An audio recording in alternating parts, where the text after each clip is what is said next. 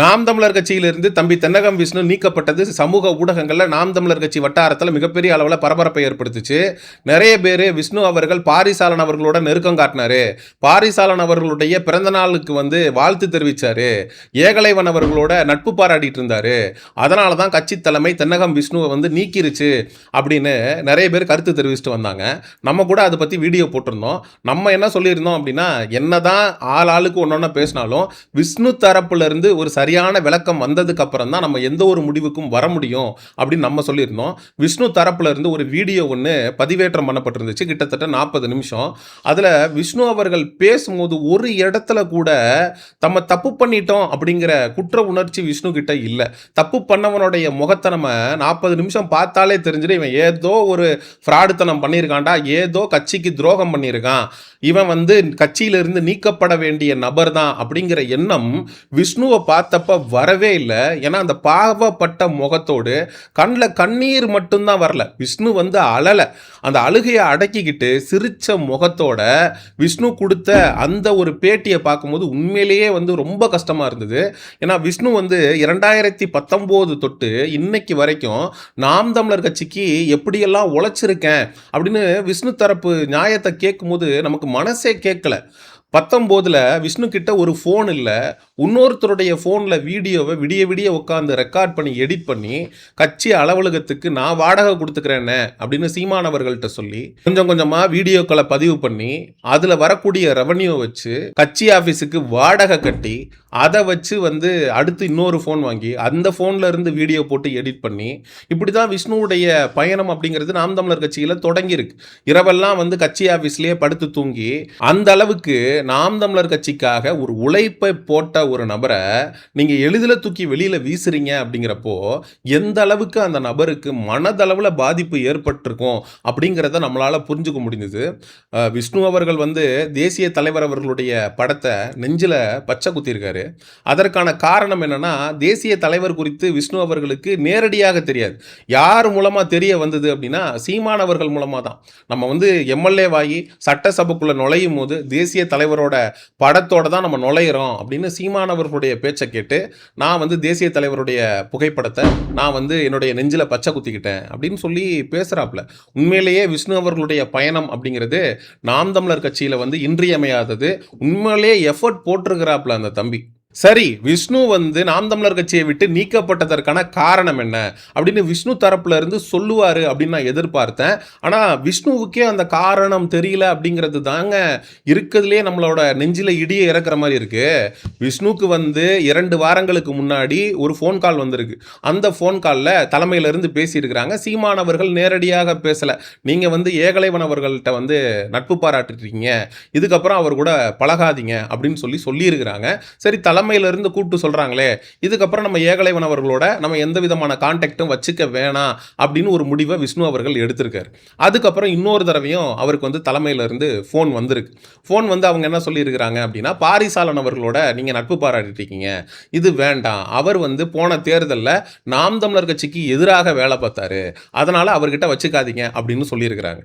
வழக்கமாக விஷ்ணுக்கு யார்கிட்ட இருந்து கால் வரும், இந்த மாதிரிலாம் வீடியோ போடாத, இப்படியெல்லாம் பேசாத அப்படின்னு சீமானவர்களே நேரடியாக விஷ்ணுவை தொடர்பு கொண்டு இதை செய்யாத அப்படின்னு பலமுறை சொல்லியிருக்காரு. விஷ்ணுவும் சீமானண்ணன் சொன்னா அதுதான் எனக்கு வேத வாக்கு, அவர் என்ன சொல்றாரோ அதை நான் அப்படியே கேட்டு தான் இதுவரைக்கும் செயல்பட்டிருக்கேன், அண்ணன் தரப்புல இருந்து அழைப்பு வரல, தலைமையில இருந்து வேற யாரோ கூப்பிட்டு பேசுறாங்க அப்படிங்கிறதுனால நான் அதை பெரிதா எடுத்துக்கல, நான் என்ன தப்பு பண்ணேன் அப்படின்னு எனக்கே தெரியல அப்படிங்கிறாரு. அவருக்கே அதுக்கான காரணம் அதற்கான விளக்கம் அப்படிங்கிறது சொல்லப்படலை. நான் நினைச்சது என்னன்னா, விஷ்ணுக்கு சொல்லியிருப்பாங்க, எப்பா நீ கட்சி விதிகளை மீறி செயல்பட்ட, அதனால உன்னை கட்சியை விட்டு நீக்கிறோம்ப்பா அப்படின்னு சொல்லியிருப்பாங்க அப்படின்னு நம்ம எதிர்பார்த்தோம். அப்போ ஏகலைவனோட பேசாத பழகாத அப்படின்னு ஒரு தடவை கால் பண்ணி சொல்லியிருக்காங்க. இன்னொரு தடவை பாரிசாலனோட நட்பு பாராட்டாத அப்படின்னு சொல்லியிருக்கிறாங்க. நமக்கு இந்த இடத்துல தான் ஒரு முக்கியமான கேள்வி அப்படிங்கிறது வருது. அதாவது நீங்கள் நாம் தமிழர் கட்சியில் பயணிக்கணும் அப்படின்னா மற்ற தமிழ் தேசியவாதிகளோட நம்ம பழக்கம் வச்சுக்கக்கூடாது, மாண்பு பாராட்டக்கூடாது அப்படின்னு நீங்கள் நினைக்கிறது எந்த விதத்தில் நியாயம்? இதே சீமானவர்கள் திமுகவோட ஸ்டாலின் அவர்களோட நம்மளுடைய துரோகிகளை துரோகிகளாக நம்ம வந்து துரோகியாக தான் திமுகவை வந்து அணுகிறோம். அப்படிப்பட்ட நபர்களோடு ஸ்டாலின் அவர்களோடு உதயநிதி ஸ்டாலின் அவர்களோடு சீமான் அவர்கள் மட்டும் மாண்பு பாராட்டலாம். இதே பாரிசாலன் அவர்களோட ஏகலைவன் அவர்களோட விஷ்ணு வந்து மாண்பு பாராட்டக்கூடாதா, நட்பு பாராட்டக்கூடாதா அப்படிங்கிற கேள்வி எழுது. இதே விஷ்ணு வந்து பாரிசாலன் அவர்களுடைய பிறந்த நாளுக்கு போஸ்ட் போட்டதுக்கான காரணம் என்னன்னா, பாரிசாலன் வந்து விஷ்ணுவோட பிறந்த நாளுக்கு வாழ்த்து தெரிவிச்சிருக்காரு. ஸோ நம்மளுடைய பிறந்த நாளுக்கு வாழ்த்து தெரிவிச்சிருக்கிறாரு அப்படிங்கிற அடிப்படையில் தான் விஷ்ணு வந்து பாரிசாலனுக்கு வந்து வாழ்த்து போட்டது. இன்னொரு விஷயத்தையும் விஷ்ணு வந்து தெளிவுபடுத்துறாரு. தமிழ் தேசியத்துக்குள்ள நம்ம வந்து தமிழ் தேசியவாதிகளை நம்ம எதிரிகளாக ஆக்கிக்க கூடாது. ஏன்னா நம்மளுடைய கிரவுட் அப்படிங்கிறது ரொம்ப கம்மியான கிரவுடு. ஒரு மிகப்பெரிய கூட்டம் தமிழ் தேசியத்தை பேசணும். அதனால இருக்கிற எல்லாருக்கிட்டையுமே நம்ம பகையை வளர்த்துக்க கூடாது, எல்லாரையுமே அனுசரித்து போகணும். அப்படிங்கிறதுனால தான் நான் அந்த மாதிரி வந்து யாருக்கிட்டையும் பகைமையை வளர்த்துக்காம போய்கிட்டு இருக்கேன் அப்படின்னு விஷ்ணு தரப்புலேருந்து சொல்லப்படுது. நான் கூட பாரிசாலனை பல இடங்களில் பால் டப்பா அப்படின்லாம் விமர்சிச்சிருக்கேன், கடுமையான விமர்சனங்களை முன் வச்சிருக்கேன். ஆனால் விஷ்ணு வந்து பாரிசாலனை பெருசாக வந்து விமர்சித்தது கிடையாது. 2 வருடமாக தன்னுடைய யூடியூப் வருமானத்திலிருந்து கட்சி அலுவலகத்துக்கு வாடகை கட்டி கட்சியுடைய ஒவ்வொரு போராட்டத்திலையும் கலந்துக்கிட்டு ஒவ்வொரு மேடையிலையும் ஏறி பேசி யூடியூப்ல வந்து சீமான் அவர்களை டிஃபெண்ட் பண்ணி பேசி நாம் தமிழர் கட்சிக்கு ஆதரவாக பேசி யூடியூப்ல வந்து கிட்டத்தட்ட 1,80,000 சப்ஸ்கிரைபர்கள் வரைக்கும் கொண்டு வந்து நாம் தமிழர் கட்சியுடைய கொள்கை கோட்பாடு இது எல்லாத்தையும் கொண்டு போய் சேர்த்து விஷ்ணு அவர்களுடைய அந்த பங்கு அப்படிங்கிறது நாம் தமிழர் கட்சிக்கு முக்கியமானது. அதில் எந்த விதமான மாற்று கருத்தும் இல்லை. விஷ்ணு சொல்றார், சீமானை பார்த்து நீங்க கேள்வி கேட்காதீங்க, இன்னைக்கு நான் இந்த இடத்துல இருக்கிறதுக்கு காரணமே சீமானவர்கள் தான். தம்பி, நீ சீமானவர்கள் மேல அளவு கடந்த அன்பும் மரியாதையும் வச்சிருக்க, அது எனக்கு புரியுது. அதே போல நாங்களும் சீமானவர்கள் மேல ஒரு மிகப்பெரிய அன்பு வச்சிருக்கோம், அதுல மாற்று கருத்தே இல்லை. அதாவது கட்சி சார்ந்து நாம் தமிழர் கட்சியில் பயணிக்கக்கூடிய நபர்கள் சீமானவர்களை வந்து விமர்சிக்காம கடந்து போகலாம். நான் வந்து எந்த கட்சியிலையும் உறுப்பினராக இல்லை. நம்ம வந்து ஒரு இடத்துல தவறு நடந்திருக்கு அப்படின்னா அது எல்லா விஷயத்தையும் பற்றி நம்ம பேசி தான் ஆகணும். ஒருவேளை சீமானவர்கள் அவசரப்பட்டு விஷ்ணு விஷயத்தில் முடிவு பண்ணிட்டாரோ அப்படிங்கிற கேள்வி இருக்கு நமக்கு. ஏன்னா அந்த 40 நிமிட வீடியோவில் விஷ்ணு ஒரு இடத்துல கூட தயங்கியோ தப்பு பண்ணிட்டோம் அப்படிங்கிற அந்த ஒரு தாட்டே இல்லை. விஷ்ணுவுடைய பேச்சு அப்படிங்கிறது ரொம்ப தெளிவாக இருக்குது. ஒரு இடத்துல கூட தடுமாறலை. ஏன்னா விஷ்ணு தடம் மாறலை, தடம் மாறினவன் தான் தடுமாறுவான். விஷ்ணு கிட்ட எந்த தடுமாற்றமும் இல்லாதப்பே நமக்கு தெரியுது இந்த இடத்துல ஏதோ ஒரு மிகப்பெரிய குழப்பம் நடந்திருக்கு. இந்த விஷ்ணுவிற்கும் சீமானவர்களுக்கும் நடுவில் இருந்த நபர்கள் சீமானவர்கள்ட்ட இல்லாத பொல்லாததை சொல்லி விஷ்ணு அவர்களை வந்து சீமானவர்களே நீக்கிற மாதிரியான ஒரு சூழலை உருவாக்கியிருக்காங்க அப்படிங்கிற கேள்வியும் நம்மளால எழுப்பாம இருக்க முடியல. இதுல விஷ்ணு வைக்கக்கூடிய இன்னொரு கேள்வியும் முக்கியத்துவம் பெறுது. சாட்டை அப்படின்னு ஒரு வலையொலி இருக்கு. அந்த வலையொலியில சாட்டை துரைமுருகன் அவர்கள் பல்வேறு கட்சியில் இருக்கக்கூடிய நபர்களை வந்து வேற்று கட்சியில வேற்று சித்தாந்தம் வேற்று கொள்கை கோட்பாடு இருக்கக்கூடிய நபர்கள் எல்லாம் வந்து பேட்டி எடுத்து போடுறாரு.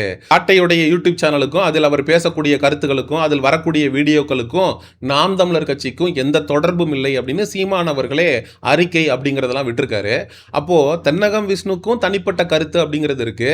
தென்னகம் விஷ்ணு அண்ணன் சீமான் அவர்கள் போல ஒரு மாண்பு அப்படிங்கிறத மற்றவர்கள்ட்ட பாராட்டலாம், அதுல எந்த தப்பும் இல்ல. அண்ணன் சீமான் அவர்கள் என்ன செஞ்சிருக்கலாம் அப்படின்னா, தென்னகம் விஷ்ணுவில் வரக்கூடிய காணொளிகளோ அவருடைய கருத்துக்களோ கட்சி பொறுப்பேற்காது அப்படின்னு சொல்லிட்டு கடந்து போயிருக்கலாம். ஆனா விஷ்ணுவை ஒட்டுமொத்தமாக கட்சியை விட்டு நீக்கி அவரை வெளியில அனுப்புறதுக்கான காரணம் என்ன அப்படிங்கிறது தான் இந்த இடத்துல நமக்கு எழக்கூடிய கேள்வியா இருக்கு. ஒருத்தன் சீமான் அவர்களுடைய பேச்சை கேட்டு இன்ஸ்பயர் ஆகி அந்த காலகட்டத்தில் வாட்ஸ்அப் ஸ்டேட்டஸ் 30 செகண்டுக்கு தான் வைக்க முடியும் அப்படிங்கிறதுனால அந்த 30 செகண்டுக்குள்ளே எப்படியாவது சீமான் அவர்களுடைய கொள்கை கோட்பாடு இது எல்லாத்தையும் மக்கள்கிட்ட பரப்பிடணும் அப்படின்றதுக்காக உட்காந்து எடிட் பண்ணி அதுக்கப்புறம் ஃபோன் கூட இல்லாமல் இன்னொருத்தரோட ஃபோனில் வீடியோ எடுத்து விடிய 3 மணி வரைக்கும் உட்காந்து எடிட் பண்ணி அந்த வீடியோவை வந்து யூடியூப்பில் பதிவேற்றம் பண்ணி அந்த யூடியூப் வருமானத்தில் கட்சி ஆஃபீஸுக்கு வாடகை கொடுத்து கட்சி ஆஃபீஸ்லேயே படுத்து தூங்கி அதுக்கப்புறம் சீமானவர்களுடைய தாயாரை போய் பேட்டி எடுத்து போட்டு எங்கெங்கெல்லாம் நாம் தமிழர் கட்சியுடைய மாநாடு நடக்குதோ கூட்டம் நடக்குதோ அங்கெல்லாம் போய் ஒவ்வொருத்தருக்கிட்டையும் பேட்டி எடுத்து களத்தில் ஒவ்வொரு போராட்டத்திற்கும் நின்று பேசி யூடியூப்பில் ஷார்ட்ஸ் போட்டு வீடியோ போட்டு சீமானவர்களை எவனாவது ஒருத்தன் சுற்றுவேன் அப்படின்லாம் சொன்னால் நாயே உன்னை வெட்டிடுவேண்டா அப்படின்லாம் தென்னகம் விஷ்ணு வந்து சீமானுக்கு ஆதரவாக சீமானுக்கு எதிராக எங்கெங்கெல்லாம் ஒரு குரல் வருதோ அதுக்கு எல்லாத்திற்கும் எதிராக நின்று பேசி பசும்பொன் பாண்டியன் ஒரு நபர் மதுரையில் அவ்வளோ கேவலமாக அவதூறாக பேசினார் சீமானவர்கள் குறித்து. விஷ்ணு அவர்கள் வந்து பசும்பொன் பாண்டியனை வந்து டோட்டலாக எக்ஸ்போஸ் பண்ணி வீடியோ போட்டு அது வந்து மிகப்பெரிய அளவுல நாம் தமிழர் கட்சி தம்பிகளால பேசப்பட்டுச்சு. பயங்கர ட்ரெண்ட் ஆச்சு, வைரல் ஆச்சு. விஷ்ணு போட்ட ஒவ்வொரு வீடியோக்களும். அப்போ சீமான் அவர்கள் குறித்து யாரெல்லாம் பேசுறாங்களோ எல்லாரையும் எதிர்த்து நான் பேசுவேன். எனக்கு வழக்கு வரட்டும், என்ன வேணா நடக்கட்டும். என்ஐஏ சோதனை வந்தாலும் அதையும் கடந்து என்ஐஏ சோதனை டைம்லலாம் சென்னைக்கு விசாரணைக்கு கூப்பிட்டுருந்துருக்காங்க விஷ்ணுவ. கல்யாணமாகி 3 மாசம் ஆயிருக்கு. அப்ப கையில காசு இல்ல சென்னைக்கு போறதுக்கு. அதுக்கு ஒருத்தர் வந்து குடுத்து உதவி பண்ணியிருக்காரு ரூ. 2500. சொந்தக்காரங்கிட்ட கூட கை நீட்டி காசு கேட்கல. என்னடா கட்சியில இருக்கேன்னு சொல்றான், மாநில பொறுப்புல இருக்கேன்னு சொல்றான், ரூ. 2500 காசு இல்லாம இருந்திருக்கிறானே அப்படின்னு நான் சொந்தக்காரன் நினைச்சிருவான், நம்மளோட சொந்தக்காரன் நினைச்சிருவான் அப்படின்னு கட்சிக்காக கஷ்டப்பட்ட ஒரு நபரை நீங்க அப்படி தூக்கி வெளியில எறியறீங்க அப்படின்னா அதற்கான விமர்சனத்தை நாங்க வைக்க தான் செய்வோம். உண்மையிலேயே விஷ்ணு தவறு பண்ணியிருக்காரு அப்படின்னா அவர் என்ன தவறு பண்ணாரு அப்படிங்கிறதையும் நீங்க சேர்த்து சொல்லணும். ஆனா விஷ்ணுவுடைய அந்த முழு காணொளி பார்க்கும்போது அவர் மேல எந்த தவறும் இருக்கிற மாதிரி நமக்கு தெரியல. என்னதான் கட்சியை விட்டு சீமான் அவர்கள் வந்து நீக்கிட்டாலும் அவர் வந்து எனக்கு அண்ணன், அவரால் தான் நான் இன்னைக்கு இங்கே நிற்கிறேன், அதனால் சீமான் அவர்களை பார்த்து யாரும் எந்த கேள்வியும் கேட்காதீங்க அப்படின்னு விஷ்ணு சொல்கிறது வந்து உண்மையிலேயே விஷ்ணுவுடைய பெருந்தன்மையை குறிக்குது. கட்சியை விட்டு நீக்கப்பட்டுட்டா, கட்சியிலேருந்து போயிட்டா, தாவேகா, அதிமுக, திமுக அப்படின்னு மாறி போகிற ஆட்களுக்கு மத்தியில் இதுக்கப்புறமும் நான் கட்சியில் இருந்தாலும் இல்லைனாலும் சீமானுடைய தம்பியா தமிழ் தேசிய தளத்தில் தான் நான் பயணிப்பேன் அப்படின்னு விஷ்ணு அவர்கள் பேசியிருந்தது உண்மையிலேயே பாராட்டுதலுக்குரியது. சாட்டை துரைமுருகனை சீமான் அவர்கள் எத்தனையோ தடவை கட்சியிலேருந்து நீக்கியிருக்காரு. அதுக்கப்புறம் அவரே கட்சியிலேயே சேர்த்திருக்காரு. விஷ்ணு போன்ற கள போராளிகளை, கட்சிக்காக உண்மையாக பயணிக்கக்கூடிய நபர்களை தயவு செஞ்சு இந்த மாதிரி வெளியில் தூக்கி போடாமல் அவங்கள அரவணைத்து என்ன பிரச்சனை ஏது பிரச்சனைன்னு கேட்டு கட்சியில் வச்சுக்கிட்டு நாம் தமிழர் கட்சியை அடுத்த கட்டத்துக்கு எடுத்துகிட்டு போகணும் அப்படிங்கிறது தான் சீமான் அவர்களுக்கு நம்ம வைக்கக்கூடிய கோரிக்கை.